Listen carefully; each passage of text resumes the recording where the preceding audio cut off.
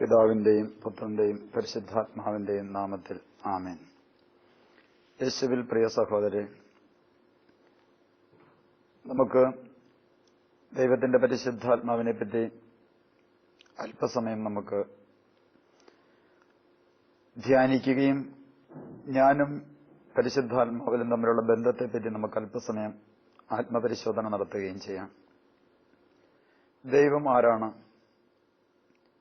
വിശുദ്ധ ബൈബിളിൽ പഴയ നിയമ കാലഘട്ടങ്ങളിൽ ദൈവം ആരാണെന്ന് അറിയുന്നതിനു വേണ്ടി അനേകം ജനങ്ങൾ പരിശ്രമിച്ചു. പലരും ദൈവത്തോട് ചോദിച്ചു, കർത്താവേ, അങ്ങ് ആരാണ്? അവിടുന്ന് പറഞ്ഞു, ഞാൻ തന്നെയാണ്. കർത്താവ് ആരാണ് എന്ന് ദൈവമായ കർത്താവ് പഴയ നിയമ കാലഘട്ടങ്ങളിൽ ആർക്കും വെളിപ്പെടുത്തി കൊടുക്കുന്നില്ല.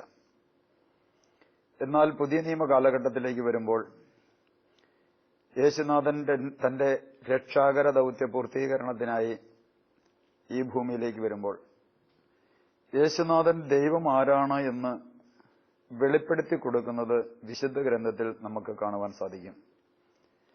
വിശുദ്ധ ഗ്രന്ഥം പഠിച്ചാൽ യോഹന്നാന്റെ സുവിശേഷം 4-ാം അധ്യായം ഒരു വിജാതിയായ സ്ത്രീയുമായി യേശുനാഥൻ സംസാരിക്കുന്നു. വിജാതിയായ സ്ത്രീയുമായി യേശുനാഥൻ സംസാരിക്കുമ്പോൾ ഒരു വിജാതിയായ സ്ത്രീക്കാണ് ദൈവം ആരാണ് എന്ന് യേശുനാഥൻ ആദ്യമായി വെളിപ്പെടുത്തി കൊടുക്കുന്നത്. യോഹന്നാന്റെ സുവിശേഷം 4-ാം അധ്യായത്തിന്റെ 23-ാമത്തെ തിരുവചനത്തിൽ ദൈവമായ കർത്താവ് ശമരിയക്കാരി സ്ത്രീയോട് പറയുന്നു, യഥാർത്ഥ ആരാധകർ ആത്മാവിലും സത്യത്തിലും ദൈവത്തെ ആരാധിക്കുന്ന സമയം വന്നു കഴിഞ്ഞു. അത്തരത്തിലുള്ള ആരാധകരെയാണ് ദൈവം അന്വേഷിക്കുന്നത്. കർത്താവ് ആത്മാവാണ്. ഇവിടെ വചനം വ്യക്തമായിട്ട് പഠിപ്പിക്കുന്നു, കർത്താവ് ആത്മാവാണ്. യേശുനാഥൻ നേരിട്ട് പറയുന്ന, ഈ ഭൂമിയിലുള്ള ഒരു വ്യക്തിയോട് യേശു നേരിട്ട് പറയുന്ന കാര്യമാണ് കർത്താവ് ആത്മാവാണ് എന്ന്. വീണ്ടും നമ്മൾ ബൈബിൾ പഠിച്ചാൽ വിശുദ്ധ പൗലോസ്ലീഹ, അതായത് സാവൂൾ എന്ന ചെറുപ്പക്കാരൻ മാമോദിസ സ്വീകരിച്ച് സഭയിലെ അംഗങ്ങളായി മാറ്റപ്പെട്ട സഭാവിശ്വാസികളെ നശിപ്പിക്കുവാൻ വേണ്ടി അധികാരപത്രവും വാങ്ങിക്കൊണ്ടു പോകുന്ന ചരിത്രം നമുക്ക് അപ്പസ്തോല പ്രവർത്തികളുടെ പുസ്തകത്തിൽ നമുക്ക് കാണാൻ സാധിക്കും. ആ സാവൂൾ എന്ന ചെറുപ്പക്കാരൻ മാമോദിസ സ്വീകരിച്ച് കൈവെപ്പ് ശുശ്രൂഷയിലൂടെ പരിശുദ്ധാത്മാവിനെ സ്വീകരിച്ചതിന് ശേഷം വിശ്വാസികളെ നശിപ്പിക്കുന്നതിനു വേണ്ടി ഇറങ്ങിത്തിരിച്ച ചെറുപ്പക്കാരൻ കോരിന്തിലെ സഭയിലെ വിശ്വാസികൾക്ക് വേണ്ടി ലേഖനം എഴുതുമ്പോൾ വിശുദ്ധ പൗലോസ്ലീഹ കോരിന്തി സഭയ്ക്ക് എഴുതിയ ലേഖനത്തിൽ 2 കൊരിന്ത്യസ് 3-ാം അധ്യായത്തിന്റെ 17-ാമത്തെ തിരുവചനത്തിൽ ഇപ്രകാരം പറയുന്നു, കർത്താവ് ആത്മാവാണ്. കർത്താവിന്റെ ആത്മാവുള്ളിടത്ത് സ്വാതന്ത്ര്യമുണ്ട്. ഈ കർത്താവിന്റെ സ്വാതന്ത്ര്യം മൂടുപടമണിയാത്ത മുഖത്ത് പ്രതിഫലിക്കുന്ന നാമെല്ലാവരും അവിടുത്തെ സ്വാദർശ്യത്തിലേക്ക്, മഹത്വത്തിൽ നിന്ന് മഹത്വത്തിലേക്ക് രൂപാന്തരപ്പെട്ടുകൊണ്ടിരിക്കുകയാണ്. ഇത് ആത്മാവായ കർത്താവിന്റെ ദാനമാണ്. ഇവിടെ വിശുദ്ധ ബൈബിൾ വളരെ വ്യക്തമായിട്ട് പഠിപ്പിക്കുന്നു, ദൈവം ആത്മാവാണ്, കർത്താവ് ആത്മാവാണ്. God is spirit. ആ കർത്താവ്, ആത്മാവായ കർത്താവ് എന്റെ ജീവിതത്തിലേക്ക് വന്ന് ആ ആത്മാവുമായിട്ടുള്ള എനിക്കുള്ള ബന്ധം ഏതവസ്ഥയിലാണ് എന്നുകൂടെ ഞാനൊന്ന് പരിശോധിക്കേണ്ടിയിരിക്കുന്നു. ഇവിടെ വചനത്തിലൂടെ പറയുകയാണ്, കർത്താവിന്റെ ആത്മാവുള്ളിടത്ത് സ്വാതന്ത്ര്യമുണ്ട്. സഹോദരങ്ങളെ, നമുക്കൊരു നിമിഷം ഒന്ന് ആത്മപരിശോധന ചെയ്യാം. എന്റെ ജീവിതത്തിൽ എനിക്ക് സ്വാതന്ത്ര്യമുണ്ടോ? ഞാൻ സ്വാതന്ത്ര്യം ലഭിച്ച വ്യക്തിയാണോ? എന്താണ് സ്വാതന്ത്ര്യം എന്ന വാക്കിന്റെ അർത്ഥം? സ്വാതന്ത്ര്യം എന്ന വാക്കിന്റെ അർത്ഥം വിമോചനം, അടിമത്തത്തിൽ നിന്നുള്ള വിമോചനം. ഒരു വ്യക്തി ഏതെങ്കിലും മേഖലകളിൽ എന്തിന്റെയെങ്കിലും വ്യക്തിയുടെയോ സാഹചര്യങ്ങളുടെയോ അടിമയായി കഴിയുന്നുവെങ്കിൽ ആ വ്യക്തിക്ക് ഒരിക്കലും സ്വാതന്ത്ര്യം ലഭിച്ചു എന്ന് പറയുവാൻ സാധ്യമല്ല. നമ്മുടെ ഭാരതത്തിലേക്ക് നോക്കിക്കഴിഞ്ഞാൽ ഭാരതത്തിന് സ്വാതന്ത്ര്യം കിട്ടി. ഇഷ്ടംപോലെ സ്വാതന്ത്ര്യം, സംസാരിക്കാൻ, പ്രവർത്തിക്കാൻ. മദ്യം കഴിക്കുന്നവർക്ക് മദ്യം കഴിക്കാനുള്ള സ്വാതന്ത്ര്യം, പുകവലിക്കുന്നവർക്ക് പുകവലിച്ച് അടുത്ത് നിൽക്കുന്നവരുടെ മുഖത്തേക്ക് വിടാനായിട്ടുള്ള സ്വാതന്ത്ര്യം, മദ്യം കഴിച്ച് വഴക്കുണ്ടാക്കുന്നവർക്ക് വഴക്കുണ്ടാക്കാനും രണ്ട് തല്ലുമേടിക്കുവാനായിട്ടുള്ള സ്വാതന്ത്ര്യം, വഴി സൈഡിൽ കിടക്കുവാനായിട്ട്, ഇങ്ങനെയുള്ള അമിതമായിട്ടുള്ള സ്വാതന്ത്ര്യമുണ്ട്. എന്നാൽ ദൈവത്തിന്റെ പരിശുദ്ധാത്മാവ് പഠിപ്പിക്കുന്ന സ്വാതന്ത്ര്യം എന്താണ്? ഒരു വ്യക്തി, ഞാനോ നിങ്ങളോ, ഏതെങ്കിലും തരത്തിലുള്ള സ്വഭാവങ്ങൾക്ക്, വൈകല്യങ്ങൾക്ക്, തഴക്കദോഷങ്ങൾക്ക്, പാപ സാഹചര്യങ്ങൾക്ക് ഞാൻ അടിമയായി കഴിയുന്നുവെങ്കിൽ ദൈവത്തിന്റെ പരിശുദ്ധാത്മാവ് എന്നിൽ വന്നു ആ പരിശുദ്ധാത്മാവിനാൽ നയിക്കപ്പെടുന്ന ഒരു വ്യക്തിയാണെന്ന് ഒരിക്കലും വിശുദ്ധ ഗ്രന്ഥത്തിൽ നിന്നും നമുക്ക് മനസ്സിലാക്കാൻ സാധിക്കില്ല. ഞാൻ ഏതെങ്കിലും തിന്മയ്ക്ക് അടിമയാണോ? പരദൂഷണത്തിന് ഞാൻ അടിമയാണോ? പരദൂഷണം പറഞ്ഞുകൊണ്ട് നടക്കുന്ന ഒരു സ്വഭാവ വൈകല്യം എനിക്കുണ്ടെങ്കിൽ ഞാൻ പരദൂഷണത്തിന്റെ അടിമയാണ്. ഞാൻ മദ്യം കഴിക്കുന്ന വ്യക്തിയാണെങ്കിൽ ഞാൻ മദ്യത്തിന്റെ അടിമയാണ്. ഞാൻ പുകവലിക്കുന്ന വ്യക്തിയാണെങ്കിൽ പുകവലിയുടെ അടിമയാണ്. മറ്റുള്ളവർക്ക് നന്മ ചെയ്യാതെ കൊണ്ട് തിന്മ മാത്രം പ്രവർത്തിച്ച് ജീവിക്കുന്ന ഒരു വ്യക്തിയാണെങ്കിൽ ഞാൻ ആ തിന്മയ്ക്കടിമയാണ്. സഹോദരങ്ങളെ, ദൈവത്തിന് മുമ്പിൽ നിന്ന് ആത്മപരിശോധന ചെയ്യുക. ഇത്തരത്തിലുള്ള ദുശീലങ്ങളിൽ നിന്നും ദുസ്വഭാവങ്ങളിൽ നിന്നും എനിക്ക് വിമോചനം ലഭിക്കണമെങ്കിൽ ദൈവത്തിന്റെ പരിശുദ്ധാത്മാവ് എന്നിൽ വരണം. ദൈവത്തിന്റെ പരിശുദ്ധാത്മാവ് പ്രവർത്തിക്കുന്ന ഒരു വ്യക്തിക്ക് മാത്രമേ തിന്മയിൽ നിന്നുള്ള വിമോചനം ലഭിക്കുകയുള്ളൂ. ഇതാണ് പരിശുദ്ധാത്മാവ് കൊരിന്ത് സഭയ്ക്ക് എഴുതിയ മക്കളോട് പറഞ്ഞത്. കർത്താവിന്റെ ആത്മാവുള്ളിടത്ത് സ്വാതന്ത്ര്യമുണ്ട്. സഹോദരങ്ങളെ ഒന്ന് ആത്മപരിശോധന ചെയ്യുക. എന്നെ കേട്ടുകൊണ്ടിരിക്കുന്ന ഓരോ സഹോദരങ്ങളും ഒന്ന് ആത്മപരിശോധന ചെയ്യുക. ഞാൻ ഏതെങ്കിലും ദോഷങ്ങൾക്കോ ദുശീലങ്ങൾക്കോ ദുസ്വഭാവങ്ങൾക്കോ അടിമപ്പെട്ട് കഴിയുന്ന വ്യക്തിയാണെങ്കിൽ അതിന് മോചനം ലഭിക്കണമെങ്കിൽ ദൈവത്തിന്റെ പരിശുദ്ധാത്മാവ് എനിക്ക് ലഭിച്ചേ പറ്റൂ. ഇതുകൊണ്ടാണ് ഈശോ പറഞ്ഞത്, അപ്പസ്തോല പ്രവൃത്തികളുടെ പുസ്തകം അധ്യായം 1 വചനം 8 ഇങ്ങനെ പഠിപ്പിക്കുന്നു, പരിശുദ്ധാത്മാവ് നിന്റെ മേൽ വന്നു കഴിയുമ്പോൾ നിങ്ങൾ ശക്തി പ്രാപിക്കും. നമുക്ക് ഈ വചനം ഇങ്ങനെയൊന്ന് പറയാം, പരിശുദ്ധാത്മാവ് എന്റെ മേൽ വന്നു കഴിയുമ്പോൾ ഞാൻ ശക്തി പ്രാപിക്കും. പരിശുദ്ധാത്മാവ് നാട്ടിലുള്ള വ്യക്തികളിൽ വരുന്നതിലല്ല, പരിശുദ്ധാത്മാവ് എന്റെ മേൽ വന്നു കഴിഞ്ഞാൽ മാത്രമേ എന്റെ പ്രതികൂല സാഹചര്യങ്ങളെ അതിജീവിച്ചുകൊണ്ട് യേശുക്രിസ്തുവിന്റെ സാക്ഷിയായി ജീവിക്കുവാൻ എനിക്ക് സാധിക്കുകയുള്ളൂ. ആയതിനാൽ സഹോദരങ്ങളെ, ഒരു വ്യക്തി ദൈവത്തിനു മുമ്പിൽ ഏറ്റവും കൂടുതലായിട്ട് പ്രാർത്ഥിക്കേണ്ടത് ദൈവം തന്നെയാകുന്ന ദൈവത്തിന്റെ പരിശുദ്ധാത്മാവിനെ സ്വന്തമാക്കാൻ വേണ്ടിയായിരിക്കണം. ആ പരിശുദ്ധാത്മാവിനെ സ്വന്തമാക്കി കഴിഞ്ഞാൽ ഒരു വ്യക്തിയുടെ ജീവിതം ധന്യമായി മാറി. നമുക്ക് വിശുദ്ധ ബൈബിളിലേക്ക് ഒന്ന് ആത്മപരിശോധന ചെയ്തൊന്ന് ഒരു പഠനം നടത്തി കഴിഞ്ഞാൽ നമുക്ക് കാണുവാൻ സാധിക്കുന്ന ഒരു കാര്യമുണ്ട്. യേശുവിന്റെ പരസ്യ ജീവിത കാലഘട്ടത്തിൽ യേശു മത്തായിയുടെ സുവിശേഷം 7-ാം അധ്യായത്തിന്റെ 7-ാം തിരുവചനത്തിൽ ശിഷ്യന്മാരോട് പറയുന്നുണ്ട്, ചോദിപ്പിൻ നിങ്ങൾക്ക് ലഭിക്കും, അന്വേഷിപ്പിൻ നിങ്ങൾ കണ്ടെത്തും, മുട്ടുവിൻ നിങ്ങൾക്ക് തുറന്നു കിട്ടും. ഇതെല്ലാം പറഞ്ഞതിന് ശേഷം അവസാന ഭാഗത്ത് കർത്താവ് പറയുകയാണ്, തന്റെ സ്വർഗസ്ഥനായ പിതാവിനോട് ചോദിക്കുന്നവർക്ക് എത്രയധികമായി അവിടുന്ന് നന്മ ചെയ്യുകയില്ലേ. എന്നാൽ മത്തായിയുടെ സുവിശേഷത്തെക്കാളും കുറേയും കൂടെ വ്യക്തമായിട്ട് ലൂക്കാ സുവിശേഷകൻ ഈ സത്യം നമ്മുടെ മുമ്പിലേക്ക് അവതരിപ്പിക്കുന്നുണ്ട്. ലൂക്കായുടെ സുവിശേഷം 11-ാം അധ്യായത്തിന്റെ 9 മുതലുള്ള തിരുവചനത്തിൽ ഇപ്രകാരമാണ് ലൂക്കാ സുവിശേഷകൻ പറയുന്നത്, ചോദിപ്പിൻ നിങ്ങൾക്ക് ലഭിക്കും, അന്വേഷിപ്പിൻ നിങ്ങൾ കണ്ടെത്തും, മുട്ടുവിൻ നിങ്ങൾക്ക് തുറന്നു കിട്ടും. ഏതൊരു പിതാവാണ് മകൻ അപ്പം ചോദിച്ചാൽ പകരം പാമ്പിനെ കൊടുക്കുന്നത്, മുട്ട ചോദിച്ചാൽ പകരം തേളിനെ കൊടുക്കുന്നത്? മക്കൾക്ക് നല്ല ദാനങ്ങൾ ചെയ്യുവാൻ ദുഷ്ടരായ നിങ്ങൾക്കറിയാമെങ്കിൽ സ്വർഗസ്ഥനായ പിതാവ് തന്നോട് ചോദിക്കുന്നവർക്ക് എത്രയധികമായി പരിശുദ്ധാത്മാവിനെ നൽകുകയില്ലേ. ഇവിടെ യേശുനാഥൻ പറയുകയാണ്, സ്വർഗസ്ഥനായ പിതാവ് തന്നോട് ചോദിക്കുന്നവർക്ക് എത്രയധികമായി പരിശുദ്ധാത്മാവിനെ നൽകുകയില്ലേ എന്ന്. ഇന്ന് പരിശുദ്ധാത്മാവിനെ ചോദിക്കേണ്ടതിന് പകരം, പരിശുദ്ധാത്മാവിനെ സ്വന്തമാക്കേണ്ടതിന് പകരം ഈ ലോകത്ത് നശിച്ചു പോകുന്ന പലതിനെയും സ്വന്തമാക്കുവാൻ വേണ്ടി അതിന്റെ പിന്നാലെ നെട്ടോട്ടമോടുന്ന ഒരു വ്യക്തിയായി ഞാൻ മാറ്റപ്പെട്ടിട്ടുണ്ടോ എന്ന് തമ്പുരാന്റെ മുമ്പിൽ ഒന്ന് ആത്മപരിശോധന ചെയ്യുക. ഇവിടെ നമുക്ക് ഇങ്ങനെയും കൂടെ വേണമെങ്കിൽ നമുക്കൊന്ന് ധ്യാന വിഷയത്തിലേക്ക് കൊണ്ടുവരാം.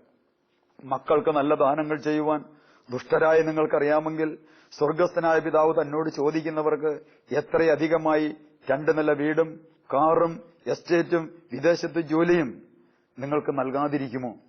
ഇതൊന്നും കർത്താവ് അവിടെ കൂട്ടിച്ചേർത്തിട്ടില്ല. കർത്താവ് പറയാണ്, തന്റെ സ്വർഗസ്ഥനായ പിതാവ് തന്നോട് ചോദിക്കുന്നവർക്ക് എത്രയധികമായി പരിശുദ്ധാത്മാവിനെ നിങ്ങൾക്ക് നൽകുകയില്ലേ? സഹോദരങ്ങളെ, നാം ഒന്ന് മനസ്സിലാക്കിക്കൊള്ളുക, ദൈവത്തിന്റെ പരിശുദ്ധാത്മാവിനെ എനിക്ക് ലഭിച്ചു കഴിഞ്ഞാൽ എനിക്ക് ബാക്കിയെല്ലാം അതോടൊപ്പം എന്റെ ദൈവമായ കർത്താവ് കൂട്ടിച്ചേർക്കപ്പെടും. അതാണ് ഈശോ പറഞ്ഞത്, നീ ആദ്യം അവിടുത്തെ രാജ്യവും നീതിയും അന്വേഷിച്ചുകൊള്ളുക, ബാക്കിയെല്ലാം അതോടൊപ്പം കൂട്ടിച്ചേർക്കപ്പെടും.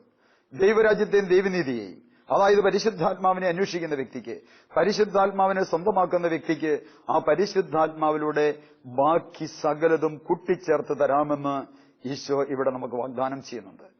അതിനാൽ സഹോദരങ്ങൾ, നമുക്ക് ആത്മപരിശോധന ചെയ്ത് നമുക്ക് നമ്മെ തന്നെ വിചിന്തനം ചെയ്യാം. എന്റെ ജീവിതത്തിലേക്ക് ദൈവം എനിക്ക് നൽകിയ പരിശുദ്ധാത്മാവിനെ ഞാൻ ഇന്ന് ഏത് അവസ്ഥയിലാണ് കൊണ്ടു നടക്കുന്നത്? ഇന്ന് പരിശുദ്ധാത്മാവിന്റെ പ്രവർത്തനം എന്റെ ജീവിതത്തിലുണ്ടോ? പരിശുദ്ധാത്മാവിനാൽ നയിക്കപ്പെടുന്ന ഒരു വ്യക്തിയാണോ ഞാൻ? പരിശുദ്ധാത്മാവിനാൽ നയിക്കപ്പെടുന്ന ഒരു വ്യക്തിയായി ഞാൻ മാറ്റപ്പെടണമെങ്കിൽ എന്റെ ജീവിതത്തിൽ ഏതവസ്ഥയിലേക്ക് ഞാൻ വരണം? നമുക്ക് ഈ മേഖല നമ്മെ തന്നെ ഒന്ന് പരിശോധിച്ച് നോക്കാം.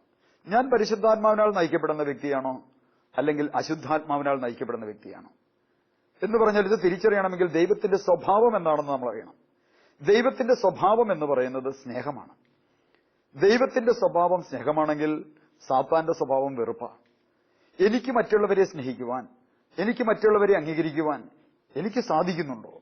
എനിക്ക് മറ്റുള്ളവരെ സ്നേഹിക്കുവാനും അംഗീകരിക്കുവാനും സാധിക്കുന്നില്ല എങ്കിൽ ദൈവത്തിന്റെ ആത്മാവ് എന്നിലില്ല എന്നതിന് യാതൊരു സംശയവുമില്ല. എന്നാൽ മറ്റുള്ളവരുടെ വെറുപ്പും വിദ്വേഷവും വാശിയും വൈരാഗ്യവും ഇത്തരത്തിലുള്ള തിന്മകൾ നിറഞ്ഞ ഒരു ജീവിത ശൈലിയുമായിട്ട് ഞാൻ മുമ്പോട്ട് പോകുന്നുണ്ടെങ്കിൽ, ഞാൻ ജീവിക്കുന്നുണ്ടെങ്കിൽ എന്നിൽ കുടികൊള്ളുന്നത് പരിശുദ്ധാത്മാവല്ല, വെറുപ്പിന്റെ ആത്മാവാണ്, ദുരാത്മാവാണ്. ദുരാത്മാവിൽ നിന്ന് ലഭിക്കുന്ന ആ ഫലങ്ങൾ മാത്രമേ എന്റെ ജീവിതത്തിൽ നിന്ന് എനിക്ക് പുറത്തേക്ക് ഒഴുക്കുവാൻ സാധിക്കുകയുള്ളൂ. ഞാൻ നിങ്ങളോടൊരു ഉദാഹരണമായിട്ട് പറയാം. എന്റെ ഷർട്ടിന്റെ പോക്കറ്റിൽ നിറച്ച് മിഠായി കിടക്കുകയാണെന്ന് വിചാരിക്കുക. ഞാൻ ഷർട്ടിന്റെ പോക്കറ്റിൽ കൈയിട്ടാൽ എനിക്ക് കിട്ടുന്നത് മിഠായി ആയിരിക്കും. ഞാൻ ഷർട്ടിന്റെ പോക്കറ്റിൽ കൈയിട്ട് ആർക്ക് കൊടുക്കുന്നത് മിഠായി ആയിരിക്കും. എന്നാൽ എന്റെ ഷർട്ടിന്റെ പോക്കറ്റിൽ കിടക്കുന്നത് ആടിന്റെ കാഷ്ടമാണെങ്കിൽ ഞാൻ കരം പോക്കറ്റിലിട്ട് കൊടുക്കുന്നതെല്ലാം, എന്റെ കരങ്ങളിലൂടെ കൊടുക്കുന്നത് മുഴുവനും ആടിന്റെ കാഷ്ടമായിരിക്കും. എന്നെ ശ്രവിച്ചുകൊണ്ടിരിക്കുന്ന സഹോദരങ്ങളെ ഒന്ന് ആത്മപരിശോധന ചെയ്യേ. ഞാൻ എന്റെ കൂട്ടായ്മയില്, ഞാൻ എന്റെ സമൂഹത്തില്, എന്റെ കുടുംബത്തില്, ഞാനുമായി ബന്ധപ്പെടുന്ന വ്യക്തികൾക്ക് ഞാൻ കൊടുത്തുകൊണ്ടിരിക്കുന്നത് മിഠായിയാണോ, ആടിന്റെ കാഷ്ടമാണോ? ആടിന്റെ കാഷ്ടമാണ് ഞാൻ കൊടുത്തുകൊണ്ടിരിക്കുന്നതെങ്കിൽ എന്റെ ഹൃദയത്തിൽ കിടക്കുന്ന ആടിന്റെ കാഷ്ടം എടുത്തു മാറ്റി അവിടെ മിഠായിയാകുന്ന പരിശുദ്ധാത്മാവിനെ ഞാൻ നിറച്ചാൽ മാത്രമേ ആ പരിശുദ്ധാത്മാവിന്റെ ഫലമാകുന്ന സ്നേഹം എനിക്ക് മറ്റുള്ളവർക്ക് പങ്കുവെച്ചു കൊടുക്കുവാൻ സാധിക്കുകയുള്ളൂ. ആ സ്നേഹം എന്നിൽ നിന്നും പുറത്തേക്ക് ഒഴുകണമെങ്കിൽ ദൈവത്തിന്റെ പരിശുദ്ധാത്മാവ് എന്നിൽ വന്ന് വാസമർപ്പിക്കണം. അതുകൊണ്ട് നമുക്കൊന്ന് ആത്മപരിശോധന ചെയ്യാം. ഈ പരിശുദ്ധാത്മാവ് എന്നിൽ എത്രമാത്രം പ്രവർത്തിക്കുന്നുണ്ട്? പരിശുദ്ധാത്മാവ് എന്നിൽ പ്രവർത്തിക്കുന്നില്ല എങ്കിൽ, ദുരാത്മാവാണ് എന്നെ പ്രവർത്തിക്കുന്നതെങ്കിൽ, എന്നിൽ നിന്ന് പുറത്തേക്ക് ഇടുന്നതെല്ലാം തിന്മയുടെ അവസ്ഥയാണെങ്കിൽ ആ വ്യക്തി തമ്പുരാനിലേക്ക് തിരിഞ്ഞ്, കർത്താവിലേക്ക് തിരിഞ്ഞ്, ആ കർത്താവിനെ വിളിച്ചപേക്ഷിച്ച് ആ കർത്താവിന്റെ ആത്മാവിനാൽ ആ വ്യക്തി നിറയുന്ന നിമിഷം, ആ ആത്മാവ് കടന്നു വരുന്ന നിമിഷം ആ വ്യക്തിയിൽ നിന്ന് അന്ധകാരം പൂർണ്ണമായും മാറ്റപ്പെടും. ആ വ്യക്തി പ്രകാശത്താൽ, ദൈവം തന്നെയാകുന്ന പ്രകാശത്താൽ നിറയുകയും ചെയ്യും.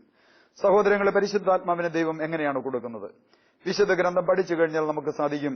പരിശുദ്ധാത്മാവിന്റെ ദൈവമായ കർത്താവ് കൊടുക്കുന്നത് തിരുസഭയിൽ കൂദാശകളിലൂടെയാണ്. തിരുസഭയിൽ കൂദാശകളിലൂടെയാണ് ഒന്നാമതായി ദൈവം തന്റെ ആത്മാവിനെ മനുഷ്യന് കൊടുക്കുന്നത്. നമുക്ക് കാണുവാൻ സാധിക്കും, ഈ ഭൂമിയിൽ ജനിക്കുന്ന ഏതൊരു വ്യക്തിയും ജനിക്കുന്നത് ആദിമാതാപിതാക്കളുടെ പാപത്തിലാണ്. ഉത്ഭവപാപം, അതായത് ജന്മപാപം. ജന്മപാപത്തിൽ ജനിച്ച് ഈ ഭൂമിയിൽ വീഴുന്ന ഏതൊരു വ്യക്തിയും പാപത്തിന്റെ അടിമയാണ്. അങ്ങനെ പാപത്തിന്റെ അടിമത്തത്തിൽ കഴിയുന്ന വ്യക്തിയെ മാമോദിസ എന്ന കൂദാശയിലൂടെ കഴുകി വിശുദ്ധീകരിച്ചുകൊണ്ട് ദൈവത്തിന്റെ മകനായി മകളായി അവിടുന്ന് സ്വീകരിക്കുന്നു. ഒന്നാമതായി അങ്ങനെ ആ മാമോദിസ എന്ന കൂദാശയിലൂടെ കഴുകി വിശുദ്ധീകരിച്ച് ദൈവത്തിന്റെ മകനായി, ദൈവത്തിന്റെ മകളായി സ്വീകരിച്ച ആ വ്യക്തിയിലേക്ക് തിരുസഭയിലൂടെ ദൈവമായ കർത്താവ് രണ്ടാമതായി കൊടുക്കുന്നത് സ്ഥൈര്യലേപനം എന്ന കൂദാശയിലൂടെ തന്റെ ആത്മാവിനെയാണ്. സ്ഥൈര്യലേപനം എന്ന കൂദാശ, ആ ശക്തിയുടെ കൂദാശ, സ്നേഹത്തിന്റെ കൂദാശ, അത് നമുക്ക് നൽകുമ്പോൾ ആ കൂദാശയിലൂടെയാണ് ദൈവത്തിന്റെ പരിശുദ്ധാത്മാവ് നമ്മളിലേക്ക് കടന്നു വരുന്നതെന്ന് വിശുദ്ധ ഗ്രന്ഥം വളരെ വ്യക്തമായിട്ട് സാക്ഷ്യപ്പെടുത്തുന്നുണ്ട്. നമുക്ക് കാണുവാൻ സാധിക്കും. അപ്പസ്തോല പ്രവൃത്തികളുടെ പുസ്തകം 8-ാം അധ്യായത്തിന്റെ 14 മുതലുള്ള തിരുവചനം വായിക്കുമ്പോൾ, ശമരിയക്കാർ ദൈവവചനം ശ്രവിച്ചു എന്ന് കേട്ടപ്പോൾ ജെറുസലേമിലുണ്ടായിരുന്ന അപ്പസ്തോലന്മാരെ അവരുടെ അടുത്തേക്ക് അയച്ചു. അവർ അവിടെ ചെന്ന് അവിടെയുള്ളവർ പരിശുദ്ധാത്മാവിൽ നിറയേണ്ടതിനു വേണ്ടി അവർക്ക് വേണ്ടി പ്രാർത്ഥിച്ചു. കാരണം അതുവരെ പരിശുദ്ധാത്മാവ് അവരിൽ ആരുടെയും മേൽ വന്നിരുന്നില്ല.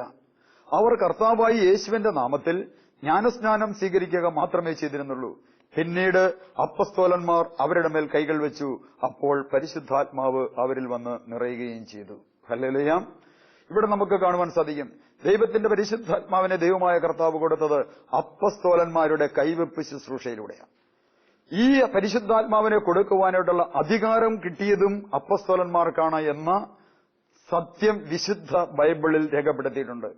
മത്തായിയുടെ സുവിശേഷം 28 അധ്യായത്തിന്റെ 18 മുതലുള്ള തിരുവചനത്തിൽ യേശുനാഥൻ തന്റെ 11 ശിഷ്യന്മാരെ വിളിച്ച് വേർതിരിച്ചതിന് ശേഷം യേശു തന്റെ അധികാരം അവർക്ക് കൈമാറുന്നു. യേശു തന്റെ അധികാരം കൈമാറുമ്പോൾ ഇപ്രകാരമാണ് പറയുന്നത്: സ്വർഗത്തിലും ഭൂമിയിലുമുള്ള എല്ലാ അധികാരങ്ങളും എനിക്ക് നൽകപ്പെട്ടിരിക്കുന്നു. ആകയാൽ നിങ്ങൾ പോയി സകല ജനതകളെയും ശിഷ്യപ്പെടുത്തുവിൻ. പിതാവിന്റെയും പുത്രന്റെയും പരിശുദ്ധാത്മാവിന്റെയും നാമത്തിൽ നിങ്ങൾ അവർക്ക് സ്നാനം കൊടുക്കുവിൻ. ഞാൻ നിങ്ങളെ പഠിപ്പിച്ചവയെല്ലാം അനുസരിക്കുവാൻ അവരെ പഠിപ്പിക്കുവിൻ. യുഗാന്ത്യം വരെ ഞാൻ നിങ്ങളോട് കൂടെ ഉണ്ടായിരിക്കും. അപ്പോൾ സ്വർഗത്തിലും ഭൂമിയിലുമുള്ള സകല അധികാരങ്ങളും യേശുവിന്റെ കരങ്ങളിലാണ്. യേശുവിനുണ്ടായിരുന്ന സകല അധികാരങ്ങളും യേശു തന്റെ ശിഷ്യന്മാർക്ക് കൈമാറുന്നു. ആ ശിഷ്യന്മാർക്ക് കൈമാറുമ്പോൾ ആ ശിഷ്യന്മാരിലൂടെ അവരുടെ പ്രവർത്തനത്തിലൂടെ സഭയുടെ രൂപീകരണം ഉണ്ടാകുകയും ആ സഭയിൽ കൂദാശകൾ കടന്നു വരികയും ആ കൂദാശകളിൽ സ്ഥൈര്യലേപനം എന്ന കൂദാശയിലൂടെ തന്റെ പരിശുദ്ധാത്മാവിനെ ദൈവമായ കർത്താവ് തന്റെ മക്കളിലേക്ക് കൊടുക്കുകയും ചെയ്യുന്നു. അതാണ് നമ്മൾ അപ്പസ്തോല പ്രവൃത്തികളുടെ പുസ്തകം 8 അധ്യായത്തിന്റെ 14 മുതലുള്ള തിരുവചനത്തിൽ കണ്ടത്. വീണ്ടും നമുക്ക് അപ്പസ്തോല പ്രവൃത്തികളുടെ പുസ്തകത്തിലേക്ക് നമ്മളൊന്ന് നോക്കിയാൽ നമുക്ക് കാണുവാൻ സാധിക്കും. 19 അധ്യായത്തിന്റെ 1 മുതലുള്ള തിരുവചനം വായിക്കുമ്പോൾ വിശുദ്ധ പൗലോസ്ലീഹ എഫേസോസിൽ നിന്നും എഫേസോസിലേക്ക് കടന്നു വരുന്നു. ഉൾനാടുകളിലൂടെ സഞ്ചരിച്ച് എഫേസോസിലേക്ക് കടന്നു വരുന്ന പൗലോസ്ലീഹയുടെ ചിത്രം നമുക്കവിടെ കാണാൻ സാധിക്കും. അങ്ങനെ പൗലോസ്ലീഹ എഫേസോസിലെത്തിയപ്പോൾ പൗലോസ് അവിടെ ഏതാനും ശിഷ്യന്മാരെ കണ്ടു. പൗലോസ് ചോദിക്കുന്ന ഒരു കാര്യമുണ്ട്: നിങ്ങൾ വിശ്വാസികളായപ്പോൾ പരിശുദ്ധാത്മാവിനെ സ്വീകരിച്ചുവോ? ഉടനെ അവർ പറയുകയാണ്, പരിശുദ്ധാത്മാവ് എന്നുണ്ട് ഞങ്ങൾ കേട്ടിട്ട് പോലുമില്ല. ഉടനെ പൗലോസ് ചോദിച്ചു, എങ്കിൽ നിങ്ങൾ ആരുടെ സ്നാനമാണ് സ്വീകരിച്ചത്? അപ്പോൾ അവർ പറയുകയാണ്, ഞങ്ങൾ യോഹന്നാന്റെ സ്നാനമാണ് സ്വീകരിച്ചത്. പൗലോസ് അവരോട് പറഞ്ഞു, യോഹന്നാൻ, അതായത് യേശു ക്രിസ്തുവിൽ വിശ്വസിക്കണമെന്ന് ജനങ്ങളെ ഉത്ബോധിപ്പിച്ചുകൊണ്ട് അനുതാപത്തിന്റെ സ്നാനമാണ് കൊടുത്തത്. ആ നിമിഷം അവർ കർത്താവായി യേശുവിന്റെ നാമത്തിൽ സ്നാനം സ്വീകരിച്ചു. പൗലോസ് അവരുടെ മേൽ കൈകൾ വെച്ചപ്പോൾ പരിശുദ്ധാത്മാവ് അവരുടെ മേൽ വന്നു. പൗലോസിന്റെ കൈവെപ്പ് ശുശ്രൂഷയിലൂടെ എഫേസോസിലുണ്ടായിരുന്ന ആ വ്യക്തികളിലേക്ക് ദൈവമായ കർത്താവ് തന്റെ ആത്മാവിനെ അയക്കുന്നു. ഇനി പൗലോസിനെപ്പോഴാണ് പരിശുദ്ധാത്മാവിനെ ലഭിച്ചത്? പരിശുദ്ധാത്മാവിനെ പൗലോസിന് ലഭിച്ചതിന്റെ മേഖലകളെപ്പറ്റി വിശുദ്ധ ഗ്രന്ഥത്തിൽ രേഖപ്പെടുത്തിയിരിക്കുന്നു. അപ്പസ്തോല പ്രവൃത്തികളുടെ പുസ്തകം 9 അധ്യായം വായിക്കുമ്പോൾ വിശ്വാസികളെ ഉന്മൂലനം ചെയ്യുവാൻ വേണ്ടി അധികാരപത്രവും വാങ്ങി ഇറങ്ങിപ്പോകുന്ന അല്ലെങ്കിൽ മുമ്പോട്ട് നീങ്ങുന്ന പൗലോസിനെ നമുക്ക് കാണുവാൻ സാധിക്കും. അങ്ങനെ പൗലോസ് പോകുമ്പോൾ പൗലോസിന്റെ കണ്ണിലേക്ക് ഒരു ഇടിമിന്നൽ കടന്നു ചെല്ലുന്നു. ആ മിന്നലൊളിയാൽ ആള് നിലംപതിക്കുന്നു. കണ്ണിന്റെ കാഴ്ച നഷ്ടപ്പെടുന്നു. കാഴ്ച നഷ്ടപ്പെട്ട പൗലോസ് കിടക്കുന്നത് യൂദാസ് എന്ന് പറയുന്ന ഒരു സഹോദരന്റെ ഭവനത്തിലാണ്. അങ്ങനെ കണ്ണിന്റെ കാഴ്ച നഷ്ടപ്പെട്ട് കിടക്കുന്ന ഈ യൂദാസിന്റെ ഭവനത്തിൽ സൗൾ കിടക്കുമ്പോൾ ആ നാട്ടിലുണ്ടായിരുന്ന ഒരു പുരോഹിതനായിരുന്ന അനനിയാസിനോട് ദൈവമായ കർത്താവ് പറയുന്നു, അനനിയാസേ, നീ ഒരു കാര്യം ചെയ്യുക. ഋജുവേദി എന്ന സ്ഥലത്ത് യൂദാസിന്റെ ഭവനത്തിൽ താർത്തോസുകാരനായ സൗൾ എന്ന ചെറുപ്പക്കാരൻ കിടപ്പുണ്ട്. അവൻ പരിശുദ്ധാത്മാവോട് നിറയേണ്ടതിനും അവന്റെ കണ്ണിന് കാഴ്ച ലഭിക്കേണ്ടതിനും നീ അവന് വേണ്ടി പോയി പ്രാർത്ഥിക്കുക. ഈ നിമിഷം അനനിയാസ് ഈ ഭവനത്തിൽ പ്രവേശിച്ചു. ആ ഭവനത്തിൽ പ്രവേശിച്ചതിന് ശേഷം അനനിയാസ് സൗളിനോട് പറയുകയാണ്, സൗളെ, മാർഗമധ്യേ നിനക്ക് പ്രത്യക്ഷപ്പെട്ട കർത്താവായ യേശുവാണ് എന്നെ നിന്റെ അടുത്തേക്ക് അയച്ചിരിക്കുന്നത്. നീ പരിശുദ്ധാത്മാവുകൊണ്ട് നിറയേണ്ടതിനു വേണ്ടി, നിനക്ക് കാഴ്ച ലഭിക്കേണ്ടതിനു വേണ്ടി എന്നെ നിന്റെ അടുത്തേക്ക് അയച്ചിരിക്കുന്നു. ഇതിനുശേഷം അനനിയാസ് സൗളിന്റെ ശിരസിൽ കരം വെച്ച് പ്രാർത്ഥിച്ചു. അപ്പോൾ സൗള് പരിശുദ്ധാത്മാവുകൊണ്ട് നിറയുകയും സൗളിന്റെ കണ്ണുകളിൽ നിന്ന് ചിതമ്പലുകൾ പോലെ എന്തോ അടർന്നു വീഴുകയും ചെയ്തു. അവന് കാഴ്ച ലഭിക്കുകയും ചെയ്തു. അവൻ പരിശുദ്ധാത്മാവുകൊണ്ട് നിറഞ്ഞു. സഹോദരങ്ങളെ, തിരുസഭയിൽ കൈവെപ്പ് ശുശ്രൂഷയിലൂടെ ദൈവമായ കർത്താവ് പരിശുദ്ധാത്മാവിനെ സകല മനുഷ്യരിലേക്കും കൊടുത്തുകൊണ്ടിരിക്കുന്നു. ഇനി കൈവെപ്പ് ശുശ്രൂഷയിലൂടെ മാത്രമല്ല, വിശുദ്ധ ഗ്രന്ഥം പഠിച്ചു കഴിഞ്ഞാൽ അപ്പസ്തോല പ്രവൃത്തികളുടെ പുസ്തകം 10 അധ്യായം വായിച്ചാൽ 44 മുതലുള്ള തിരുവചനത്തിൽ പത്രോസ് വചനം പ്രസംഗിച്ചുകൊണ്ടിരുന്നപ്പോൾ കേട്ടുകൊണ്ടിരുന്ന സകലരുടെയും മേൽ പരിശുദ്ധാത്മാവ് വന്നു. വിജാതിയരുടെ മേൽ പോലും പരിശുദ്ധാത്മാവിന്റെ ദാനം വർഷിക്കപ്പെട്ടു. അവർ ഓരോരുത്തരും ഭാഷാപരത്തിൽ ദൈവത്തെ സ്തുതിക്കുവാൻ തുടങ്ങി. അപ്പോൾ പത്രോസ് പറഞ്ഞു, നമ്മെപ്പോലെ പരിശുദ്ധാത്മാവിനെ സ്വീകരിച്ച ഇവർക്ക് ജ്ഞാനസ്നാനജലം നിഷേധിക്കുവാൻ ആർക്ക് സാധിക്കും? ആ നിമിഷം പത്രോസ് ഉത്തരവ് കൊടുക്കുകയാണ്, അവർക്കെല്ലാവർക്കും ജ്ഞാനസ്നാനം കൊടുക്കുവാൻ. സഹോദരങ്ങളെ, നമ്മൾ ഒരു കാര്യം നമ്മളൊന്ന് തിരിച്ചറിയുക. ഇന്ന് ഒരു വ്യക്തിയിലേക്ക് ദൈവത്തിന്റെ പരിശുദ്ധാത്മാവ് ഒഴുകുന്നത് സഭയിലൂടെ, തന്റെ ശിഷ്യന്മാരുടെ കൈവപ്പി ശുശ്രൂഷ ലഭിച്ച സഭയിലൂടെ, കൂദാശകളിലൂടെ ദൈവത്തിന്റെ പരിശുദ്ധാത്മാവിനെ ദൈവമായ കർത്താവ് മനുഷ്യരിലേക്ക് കൊടുക്കുമ്പോൾ ദൈവത്തിന്റെ വചനം കേൾക്കുകയും ദൈവത്തിന്റെ വചനം സ്വീകരിക്കുകയും ചെയ്യുന്ന ഓരോ വ്യക്തികളിലേക്കും ദൈവം തന്റെ ആത്മാവിനെ വർഷിക്കുന്നു. എന്നെ കേട്ടുകൊണ്ടിരിക്കുന്ന സഹോദരങ്ങളെ ഒന്ന് ആത്മപരിശോധന ചെയ്യ്. ഞാൻ കർത്താവിന്റെ വചനം കേൾക്കുവാൻ, ആ കർത്താവിന്റെ വചനം സ്വീകരിക്കുവാൻ ഞാൻ എന്റെ ജീവിതത്തെ മാറ്റിവെക്കുന്നുണ്ടോ? എന്റെ കർത്താവിന്റെ വചനം കേൾക്കുവാനും ആ കേൾക്കുന്ന വചനം ഞാൻ എന്റെ ഹൃദയത്തിലേക്ക് സ്വീകരിച്ചുകൊണ്ട്, ആ ഹൃദയത്തിൽ സ്വീകരിച്ചുകൊണ്ട് ഞാൻ എന്റെ ദൈവത്തെ മഹത്വപ്പെടുത്തുവാൻ തുടങ്ങുമ്പോൾ ദൈവത്തിന്റെ പരിശുദ്ധാത്മാവ് ആ വ്യക്തിയിലേക്ക് കടന്നുവരും. ആ വ്യക്തിയിലേക്ക് കടന്നു വരിക മാത്രമല്ല, അങ്ങനെയുള്ള വ്യക്തികളെ പരിശുദ്ധാത്മാവ് നയിക്കുവാൻ തുടങ്ങും. ഇതുകൊണ്ടാണ് ഈശോ പറഞ്ഞത്, എന്നിൽ നിന്നും നിങ്ങളിലേക്ക് കടന്നു വരുന്ന സഹായകനായ പരിശുദ്ധാത്മാവ്, ഞാൻ പിതാവിന്റെ അടുത്തേക്ക് ചെല്ലുമ്പോൾ ഞാനും പിതാവും കൂടി നിങ്ങൾക്ക് തരുന്ന പരിശുദ്ധാത്മാവ്, ആ പരിശുദ്ധാത്മാവ് നിന്നിൽ വന്നു കഴിയുമ്പോൾ നിന്റെ ജീവിതത്തിൽ ശക്തി പ്രാപിക്കും. നിന്റെ പ്രതികൂലമായ സാഹചര്യങ്ങളെ അതിജീവിക്കുവാനുള്ള ശക്തി. ഒരുപക്ഷെ നിന്റെ കുടുംബജീവിതത്തില്, നിന്റെ സാമൂഹ്യമായ ജീവിതത്തില് സഹോദരങ്ങളെ മറ്റുള്ളവർ കുറ്റപ്പെടുത്തുമ്പോൾ, മറ്റുള്ളവർ മാറ്റി നിർത്തുമ്പോൾ, മറ്റുള്ളവർ താഴ്ത്തി സംസാരിക്കുമ്പോൾ, ഇതാ എനിക്ക് ശക്തിയില്ല, അതിനെ അതിജീവിക്കുവാനുള്ള ശക്തിയില്ല. എന്നാൽ അതിനെ അതിജീവിക്കുവാനായിട്ടുള്ള ശക്തി എനിക്ക് തരുന്നത് ദൈവത്തിന്റെ പരിശുദ്ധാത്മാവാണ്. ആ ദൈവത്തിന്റെ പരിശുദ്ധാത്മാവിനാൽ ഞാൻ നിറയപ്പെടണമെങ്കിൽ എന്റെ ജീവിതത്തിലുണ്ടാകേണ്ട പരമപ്രധാനമായ മറ്റൊരു മേഖലയാണ് ഞാൻ എന്റെ തമ്പുരാന്റെ മുമ്പിലിരുന്ന്, ദൈവത്തിന് മുമ്പിലിരുന്ന് ദൈവത്തെ മഹത്വപ്പെടുത്തിക്കൊണ്ട് കർത്താവിനോട് പ്രാർത്ഥിക്കുന്ന ഒരു വ്യക്തിയായി ഞാൻ മാറ്റപ്പെടുമ്പോൾ കർത്താവ് തന്റെ ആത്മാവിനെ നമ്മുടെ ജീവിതത്തിലേക്ക് അയക്കും. നമുക്ക് കാണുവാൻ സാധിക്കും, വിശുദ്ധ ബൈബിളില് യേശു ജനിക്കുന്നത് തന്നെ പരിശുദ്ധാത്മാവിൽ നിറഞ്ഞ ജനിച്ച യേശു പരിശുദ്ധാത്മാവിനാൽ നയിക്കപ്പെടുന്നു. പരിശുദ്ധാത്മാവിനാൽ നയിക്കപ്പെടുന്ന യേശുവിന് വീണ്ടും പിതാവായ ദൈവം സ്വർഗം തുറന്ന് തന്റെ ആത്മാവിനെ കൊടുക്കുന്നത് വിശുദ്ധ ബൈബിളിൽ രേഖപ്പെടുത്തിയിട്ടുണ്ട്. ഇവൻ എന്റെ പ്രിയപുത്രനാകുന്നു, ഇവനിൽ ഞാൻ പ്രസാദിച്ചിരിക്കുന്നു എന്നൊരു സ്വരവും സ്വർഗത്തിൽ നിന്ന് കേൾക്കുന്നു. എപ്പോഴാണ് പിതാവായ ദൈവം യേശുവിന് സ്വർഗം തുറന്ന് പരിശുദ്ധാത്മാവിനെ കൊടുത്തത്? ലൂക്കായുടെ സുവിശേഷം 3-ാം അധ്യായത്തിന്റെ 21 മുതലുള്ള തിരുവചനം വായിക്കുമ്പോൾ നമുക്ക് കാണുവാൻ സാധിക്കും, ജനം സ്നാനം സ്വീകരിച്ചുകൊണ്ടിരുന്നപ്പോൾ യേശുവും വന്ന് സ്നാനമേറ്റു. അവൻ പ്രാർത്ഥിച്ചുകൊണ്ടിരിക്കുകയായിരുന്നു, അപ്പോൾ സ്വർഗം തുറക്കപ്പെട്ടു. യേശു പ്രാർത്ഥിച്ചുകൊണ്ടിരുന്നപ്പോൾ സ്വർഗം തുറക്കപ്പെട്ടു. പരിശുദ്ധാത്മാവ് പ്രാവിന്റെ രൂപത്തിൽ യേശുവിന്റെ മേൽ ഇറങ്ങി വന്നു. സ്വർഗത്തിൽ നിന്നൊരു സ്വരം കേൾക്കുന്നു, ഇവൻ എന്റെ പ്രിയപുത്രൻ, ഇവനിൽ ഞാൻ സംപ്രീതനായിരിക്കുന്നു. സഹോദരങ്ങളെ ഒന്ന് ആത്മപരിശോധന ചെയ്യ്.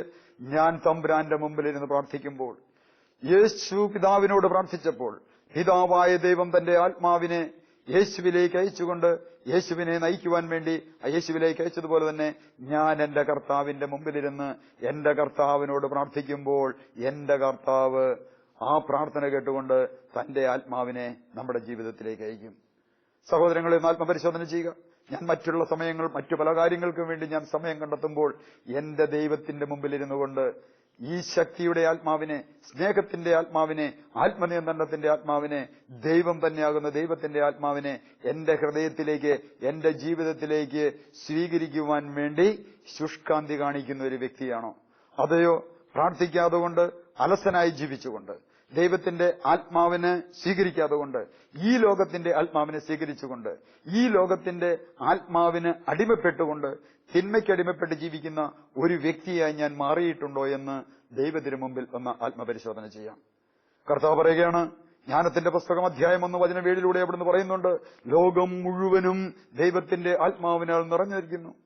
സഹോദരങ്ങളിൽ, ലോകം മുഴുവനും ദൈവത്തിന്റെ ആത്മാവിനാൽ നിറഞ്ഞിരിക്കുമ്പോൾ ഞാനും നിങ്ങളും ജീവിക്കുന്നത് ദൈവത്തിന്റെ ആത്മാവിലാണ് എന്ന സത്യം നമ്മൾ മറക്കരുതേ. ദൈവത്തിന്റെ ആത്മാവിൽ ജീവിക്കുന്ന മക്കൾ ആ കർത്താവിനോട് ആത്മാവിന്റെ ശക്തിക്ക് വേണ്ടി പ്രാർത്ഥിച്ചാൽ ആത്മാവിന്റെ ശക്തി നമുക്ക് തരില്ലേ? ഏത് പ്രതികൂല സാഹചര്യങ്ങളെ അതിജീവിക്കുവാനായിട്ടുള്ള ശക്തിയും ദൈവത്തിന്റെ പരിശുദ്ധാത്മാവ് നമുക്ക് തരും. നമുക്ക് കാണുവാൻ സാധിക്കും. ഒരു സ്ത്രീയുടെ മുമ്പിൽ അറിയില്ല എന്ന് പറഞ്ഞ് പറഞ്ഞ പത്രോസിന് നമുക്ക് കാണുവാൻ സാധിക്കും. എന്നാൽ ആ പത്രോസ് പെന്തക്കോസ്താ ദിവസം പ്രാർത്ഥനയിലൂടെ പരിശുദ്ധാത്മാവിനെ ആ പത്രോസിന്റെ ജീവിതത്തിലേക്ക് ലഭിച്ചു കഴിഞ്ഞപ്പോൾ പത്രോസ് ചെയ്യുന്നത് എന്താണ്? പത്രോസ് എഴുന്നേറ്റ് നിന്ന് അപ്പോസ്തലപ്രവൃത്തികളുടെ പുസ്തകം 2-ാം അധ്യായത്തിന്റെ 14 മുതലുള്ള തിരുവചനം വായിക്കുമ്പോൾ പത്രോസിന്റെ ഒറ്റ പ്രസംഗത്തിലൂടെ 3000 പേര് മാനസാന്തരപ്പെടുന്നു, 3000 പേര് മാമോദിസ സ്വീകരിക്കുന്നു. അങ്ങനെ സഭയ്ക്ക് രൂപം കൊടുക്കുന്നു. ഒരു സ്ത്രീയുടെ മുമ്പിൽ അറിയില്ല എന്ന് പറഞ്ഞ് തള്ളിപ്പറഞ്ഞ ഈ പത്രോസിന് ഈ ശക്തി എവിടുന്ന് കിട്ടി? പ്രസംഗിക്കാനുള്ള കഴിവ് എവിടുന്ന് കിട്ടി? സംസാരിക്കുവാനായിട്ടുള്ള പ്രസംഗത്തിന്റെ ആ പാഠവും എവിടുന്ന് കിട്ടി? അത് മറ്റൊരിടത്തൊന്നുമല്ല, ദൈവത്തിന്റെ പരിശുദ്ധാത്മാവ് പത്രോസിൽ വന്ന് നിറഞ്ഞപ്പോൾ പത്രോസിന്റെ നാവിനെ, പത്രോസിന്റെ കരങ്ങളെ, പത്രോസിന്റെ ജീവിതത്തെ ആത്മാവെടുത്ത് നയിക്കുവാൻ തുടങ്ങി. അങ്ങനെ ആത്മാവ് നയിക്കുവാൻ തുടങ്ങിയപ്പോൾ ഈ ലോകത്തിന്റെ മേഖലകളിൽ നിന്നും ഉള്ള സകല പ്രതികൂലമായ സാഹചര്യങ്ങളെയും അതിജീവിച്ചുകൊണ്ട് ക്രിസ്തുവിന് വേണ്ടി രക്തസാക്ഷിത്വം വഹിക്കുവാൻ വേണ്ടി പത്രോസ് തയ്യാറായി. സഹോദരങ്ങളെ, നമുക്കൊന്ന് ആത്മപരിശോധന ചെയ്യാം. എന്റെ ജീവിതത്തിൽ എന്റെ കർത്താവിന് വേണ്ടി മരിക്കുവാൻ, എന്റെ കർത്താവിന് വേണ്ടി ജീവിക്കുവാൻ, എന്റെ കർത്താവിന് വേണ്ടി ശുശ്രൂഷ ചെയ്യുവാൻ ഞാൻ മുൻപോട്ട് വരുന്നില്ല എങ്കിൽ ദൈവത്തിന്റെ ആത്മാവിന്റെ പ്രവർത്തനം എന്റെ ജീവിതത്തിൽ കുറവാണ്. എന്നാൽ ക്രിസ്തുവിന്റെ സാക്ഷിയായി മാറുവാൻ, ക്രിസ്തുവിന് വേണ്ടി ജീവിക്കുവാൻ, പരിശുദ്ധാത്മാവിൽ നിറഞ്ഞൊരു ജീവിതം നയിക്കുവാൻ വേണ്ടി നമുക്ക് പ്രാർത്ഥിക്കാം. കർത്താവായ ഈശോയെ, അങ്ങയുടെ ആത്മാവിനെ ഞങ്ങളിലേക്ക് അയക്കണമേ. അങ്ങയുടെ ആത്മാവിന്റെ ഹിതമനുസരിച്ച് ജീവിക്കുവാൻ, ക്രിസ്തുവിന്റെ സാക്ഷിയായി ജീവിക്കുവാൻ, ക്രിസ്തുവിന് വേണ്ടി ജീവിക്കുവാൻ പരിശുദ്ധാത്മാവായ ദൈവമേ ഞങ്ങളിൽ വന്ന് നിറഞ്ഞ് ഞങ്ങളെ നയിക്കണമേ, ഞങ്ങളെ പരിപാലിക്കണമേ, ഞങ്ങളെ സംരക്ഷിക്കണമേ. പിതാവിന്റെയും പുത്രന്റെയും പരിശുദ്ധാത്മാവിന്റെയും നാമത്തിൽ ആമേൻ.